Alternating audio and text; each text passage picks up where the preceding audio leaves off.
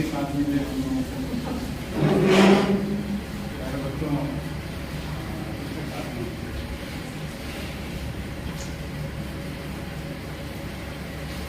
की बात हो रही थी। पत्रकार हैं गोवर्धन सिंह के भाई, किताब उन्होंने लिखी है, टाइटिल की बात बता रहा हूँ, फ्रॉम हे राम टू जय श्री राम। हे राम से जय श्री राम, या आप कह सकते हैं कि जय सिया राम से भाई जयराम जी से जय श्री राम। आधी बात आपको इतने से समझ में आ जाएगी, हम किस युग में जी रहे हैं, कहाँ से उठे थे, कहाँ से चले थे। एक बात। दूसरी चीज, अम्बेडकर की पुस्तक है बुद्धाएं बुद्ध और उनका धर्म, उसमें एक कोट उसका पढ़ रहा हूँ। किसी बात को सिर्फ इसलिए मत मानो जिसे बहुत से लोग मानते हैं। यानी योगेश भाई ने कह दिया, जिन्होंने कह दिया, गुरुराम ने कह दिया, उपाध्याय सर ने कह दिया, भाई चारों लोग कह रहे बात यही बात है। नहीं, किसी बात को सिर्फ इसलिए मत मानो तो बहुत से लोग मानते हैं। किसी बात को सिर्फ इसलिए भी मत मानो कि वह किसी आदरणीय विद्वान द्वारा कही गई।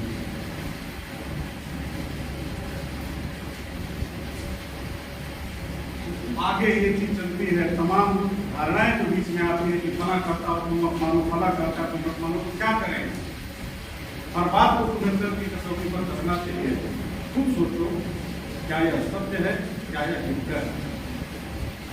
हमने से हर आदमी गांधी को या किसी भी आइडियोलॉजी को, किसी भी बड़े फिगर अपनी लाइफ में जब जिन्होंने कुछ न कुछ किया हो ऊपर निकले होंगे। शास्त्री जी की बात हम लोग कर रहे हैं, गुदड़ी का लाल बोला जाता था, गंगा में तैर कर उस पार जाकर उन्होंने पढ़ाई की थी। ये जीवन कछार क्षेत्र में रहने वाले हमें तमाम लोगों ने देखा होगा, योगेश भाई भी देखे होंगे, सोमा भी देखे होंगे। तो अभी इनके गांव को ही, मेरा ननिहाल है, 75% गांव बाहर। उस टाइम पे उस पीढ़ी ने स्ट्रगल किया था और आज सभी अपने अपने जीवन में सफल है, थोड़ा ही उठे। तो आज गांधी जी की जयंती है, गांधी जी की प्रासंगिकता क्या है, हमें से हर आदमी को अपने तरीके से सोचना चाहिए। मेरे तरीके से नहीं, योगेश भाई के तरीके से नहीं, अपने तरीके से। और आप किसी के कहीं बात पर मत जाइए कि ये अम्बेडकरवादी है, ये गांधीवादी है, ये नेहरूवादी है, ये लेफ्टिस्ट है, ये राइटिस्ट है। छोड़ दीजिए सारी चीजें। जब इस धरती पे आप आए हुए हैं, समाज आपने बनाया हुआ है, तो समाज आपके रहने लायक चाहिए कि नहीं चाहिए? आपको भाईचारा चाहिए कि नहीं चाहिए? आपको सहयोग चाहिए कि नहीं चाहिए? आपको समूह की शक्ति की जरूरत पड़ती है कि नहीं पड़ती है? अगर किसी 200 किलो के पत्थर के रथ को ढकेलना हो तो बिना एक दूसरे के साथ रहे हम कभी जी नहीं सकते। एक बात, किसी व्यक्ति का जब मूल्यांकन करते हैं, उसके जीवन का मूल्यांकन करते हैं, तो थोड़ा पीछे जाइए। जिस काल में वो पैदा हुआ वहां की युगीन परिस्थितियों को देखिए। हिंदी वाले लोग ऐसे ही करते हैं किसी काव्य का मूल्यांकन। क्यों भाई, ये धारणा है नहीं।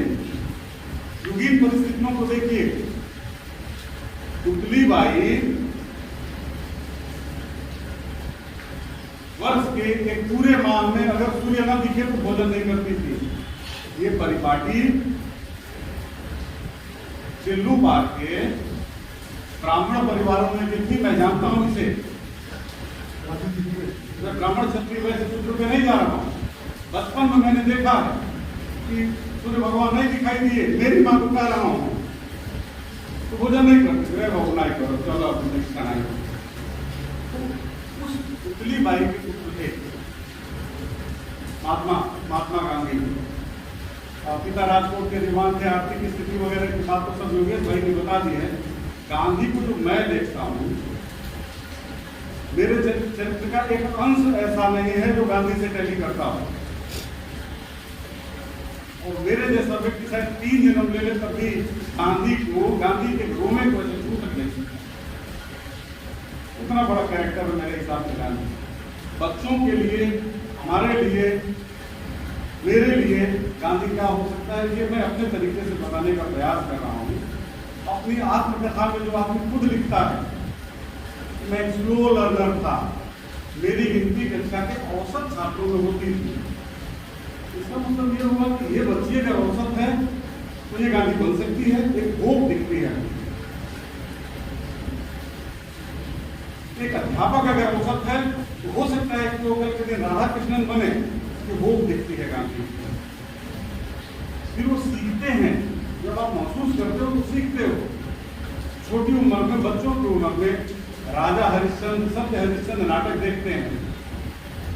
सत्य के लिए हरिश्चंद्र को बिकते देखते हैं और अंत में सत्य की जीत होती है यह देखते हैं। घर आते हैं, उस नाटक को कई बार मनोमन खेलते हैं, मन करता है शोले कई बार देखें। हमने भी देखी, क्योंकि पॉकेट में पैसे नहीं थे, पढ़ाई का डर था और बापू के डंडे का डर। लेकिन ये है कि गब्बर सिंह के डायलॉग याद थे। तो गांधी सत्य हरिश्चंद्र नाटक को कई बार मन में खेलते हैं और एक धारणा होती है, क्या सत्य के रास्ते पर चलते हुए इस तरह से जीता जा सकता है। बार मन पर पड़ने वाला एक प्रभाव है इन बच्चों के ऊपर जो हम डालते हैं, हम और आप मिलकर। आगे जाते हैं, विलायत जाने की घटना का उल्लेख। बीड़ी पीते हैं, ठूंठ देखी हुई ठूंठ बीड़ी की, हमने भी सुरती दादा की चुरा के खाई है। ऐसे वो सारी गलतियां वो करते हैं जैसे सामान्य बच्चा करता है, उनका परिष्कार कर, मांसाहार करते हैं और कहते हैं लगता है बकरा मेरे पेट में मिमिया रहा है। ये फीलिंग फील करना और बाद में कहते हैं ना पूरे जीवन में हिंसा नहीं करूंगा। दो चीजें बता रहा हूं, सब तरफ अहिंसा, मांसाहार से अहिंसा की तरफ प्रवृत्त होना और सत्य हरिश्चंद्र नाटक देख करके सत्य की तरफ प्रवृत्त होना आपके जीवन को हो सकता है। तो ये घटना आपका पूरा जीवन बदल दे। इस दो घटनाओं का उल्लेख कर रहा हूँ। माँ को कसम लेके जाते हैं कि जाऊंगा तो वहाँ बिल्कुल शाकाहार करूंगा, मटलियाँ लेके जाते हैं, खाते हैं, गुजराती मटलियाँ, नहीं काम चलता है, लपसी बना करके पीते और इंडियन रेस्टोरेंट खोजने के चक्कर में मीलों पैदल जाते हैं तो इंडियन रेस्टोरेंट मिलता है। तो कहते हैं कि इससे एक फायदा हुआ कि मेरी सेहत अच्छी हो गई, लगातार पैदल चलने से मुझे पैदल चलने की आदत पड़ी। तो एक आदमी को हर चीज में अपने लिए परिष्कार का, सुधार का एक अवसर ढूंढता है। गांधी ने कोई बड़ा चेंज अपनी लाइफ में नहीं किया, जो छोटी छोटी गलतियां उन्होंने महसूस की उसको पीछे छोड़ा। हमारे और आप में और गांधी में यही फर्क है। महामानव थे, महापुरुष थे, देवता थे, मैं नहीं जानता, लेकिन एक व्यक्ति का परिष्कार कैसे होता है वो ये है। उनके वाद पर आपको आप कर क्या कर सकते हैं, वो एक अलग चीज। उनके जीवन की किसी घटना पे आप तर्क वितर्क कर सकते हैं, ये हमारी आपकी बुद्धि है, बुद्धि का खेल है। कैसे बोलते थे ये मैं पहले भी बता चुका हूँ योगेश भाई। वक्ता कैसे थे मुझे अपना याद पड़ता है। बिस्कुट बन के आने के बाद 15 अगस्त को जब बोलूंगा वह नीचे खाने कांप रही थी और घर जाने के बाद मुझे गांधी याद आ रहा है। आज भी मैं आपके सामने बोल रहा हूँ। तो शाकाहार पे कुछ भारतीय मित्रों द्वारा इन्हें भाषण देने के लिए बुलाया जाता है, जाते हैं, स्क्रिप्ट लिख के ले जाते हैं। शायद अंदर भरोसा नहीं था कि पूरा हम बोल भी पाए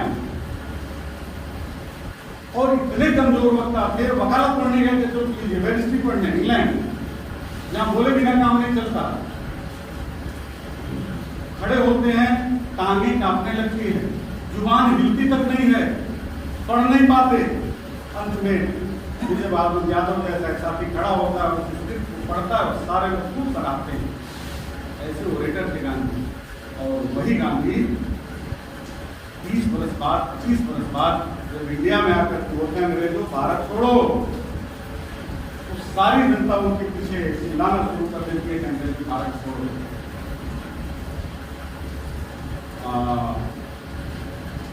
कुछ आपने पढ़ा होगा अपने कोर्सेज से। मुझे लगता है कि सारी चीजें ठीक हो, लहसुन की चटनी और रोटी खाकर के आराम से रहा जा सकता है। इतंडे से अगर हम बचे, इतंडे का मतलब वाद विवाद से अगर हम बचते हैं, कुछ सिद्धांतों को लेकर के अपने जीवन में उतारते हैं और उसके अनुरूप बेशक आचरण हमारा होना हो, करने का प्रयास करते हैं। मेरे हिसाब से गांधी की एक सीख है बच्चों के लिए ये है, एक बच्चा मैं भी हूँ 9th क्लास में, माइनस इंटू माइनस प्लस होता है, सैकड़ों बार बोला हूँ, फिर आज बोल रहा हूँ, प्लस होता है, बात मुझे नहीं आती। उसी मैथमेटिक्स से भी सीखा। टेंसेस 3 प्रकार के होते हैं, प्रेजेंट, पास्ट और फ्यूचर। ये 9th क्लास में जब मैं शुरू में गया था तो मुझे नहीं आता था।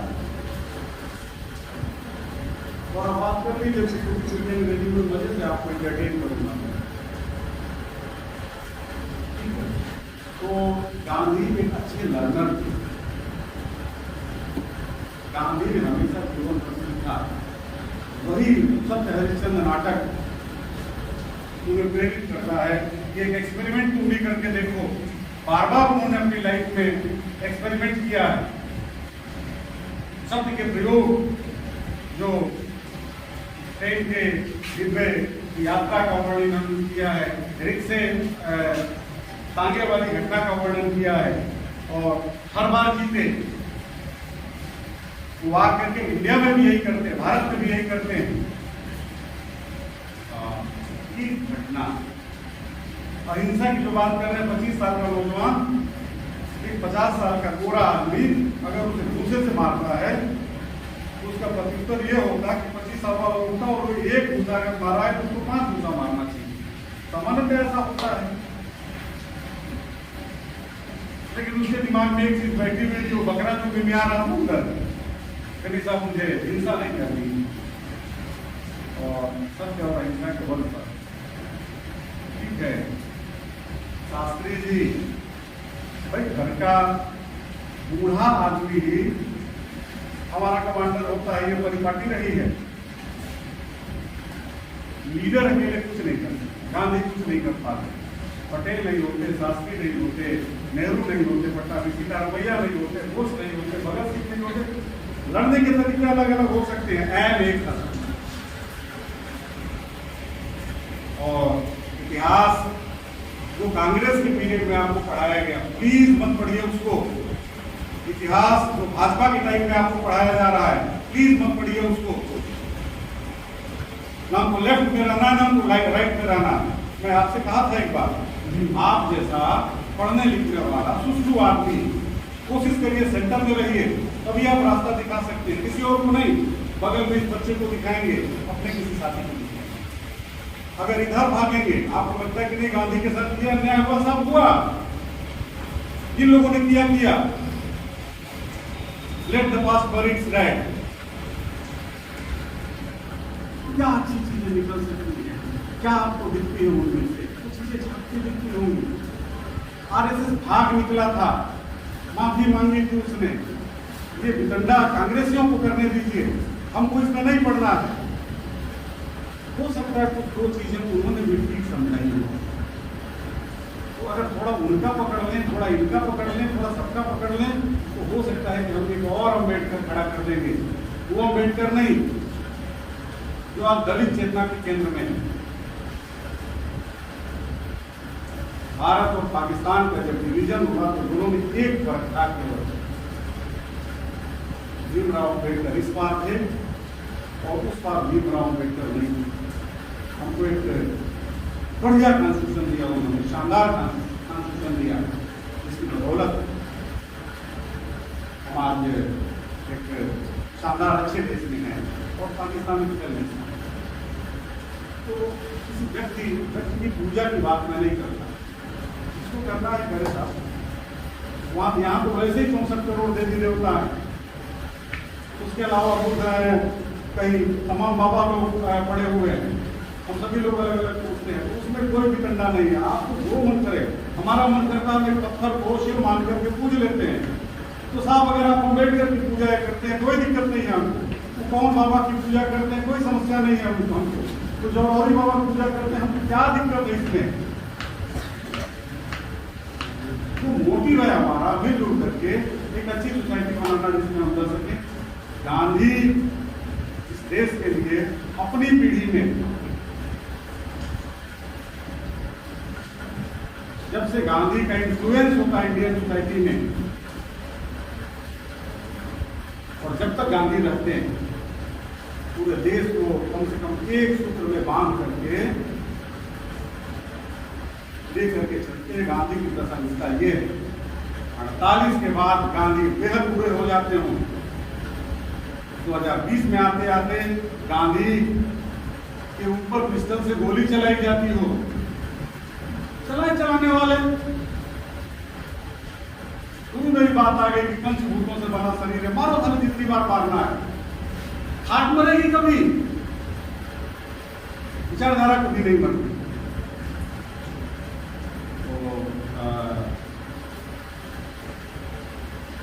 मेरे पिता ने एक छोटी सी शब्द की मेरे प्रयोग एक्सपेरिमेंट ट्यूब था, बार पॉकेट बुक साइज था, उसका मुझको 8वीं में दिया था अध्यापक थे, कहीं को रखना दो पन्ना करके पढ़ना, खूब टाइट तक रखना, और अभी तुमको समझ में नहीं आएगा। आज भी जब एक पुस्तक दिखा रहा था, बड़ा बेचैन था, 2-3 साल की चूर हो गई, मिल गई। कभी मन आपका डूबे तो गांधी की जितनी छोटी आप किताब पढ़ सकते हैं, अलग अलग इलाज और अपनी छोटी तमाम अलग अलग इसमें है आजकल, तो नौजवान पब्लिकेशन की है, गांधी का ही पब्लिकेशन है वो, तो पढ़ने के बाद लगता है कि सचमुच मेरे लिए गीता के कठिन श्लोकों से ज़्यादा आसान है पुस्तक है, तो मुझे समझा देते हैं। थैंक यू आप सभी लोगों को, और बापू को मैं इस जन्म में नहीं, अगर 7 जन्म मनुष्य का लूँगा तो मैं ईश्वर से कामना करूँगा कि मेरे हाथ में सत्य के योग किताब मेरा पिता फिर मेरे हाथ में दे, और पूरी लाइफ उस आइडियालॉजी को मैं अपने सीने से लगा करके जीना पसंद करूँगा। मुझे वो अच्छी लगती है, इसलिए इसको क्या लगती है मैं नहीं जानता। गांधी को कोटि प्रणाम। शास्त्री जी गांधी के फिगर के पीछे नहीं छूटे, हर आदमी का एडिशन है, तो उनको भी सबसे प्रणाम। Thank you.